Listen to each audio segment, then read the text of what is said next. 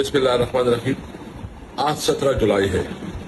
رات کو جو ہمارا ایم این اے ہے معظم جتوئی، ان کو ناجائز طور پر اٹھایا گیا ہے اور ہمیں اطلاع یہ ہے کہ یہ اینٹی کرپشن نے چھاپا مارا ہے جو انلیگل ہے اور انکانسٹیٹیوشنل ہے، اور سیم جمشید دستی کے گھر پہ چھاپا مارا ہے، اس کی چادر اور چادری والی کی بے حرمتی کی گئی ہے۔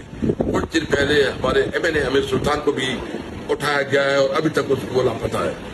جب پارلیمنٹرین کی ساتھ اس طرح رویہ رکھا جا رہا تو پھر اس عام شہری کا کیا ہوگا؟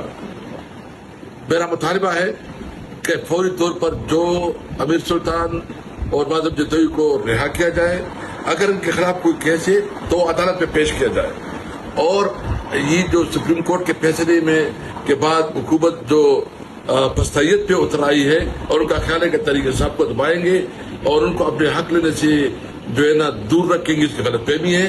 ہم نے انشاءاللہ تعالی قانون اور آئین کے اندر رہتے ہوئے اپنی جدوجہد جاری رکھیں گے۔ تمہارا مقابلہ پارلیمنٹ میں بھی کریں گے اور تمہارا مقابلہ روڈوں پہ بھی کریں گے۔ ہمیں اس حد تک نہ لے کے جائے کہ پھر آپ کے پاس کوئی ہمارے پاس کوئی اور آپشن نہ ہو، دیوار سے لگانا چھوڑ دے۔ پاکستان زندہ باد۔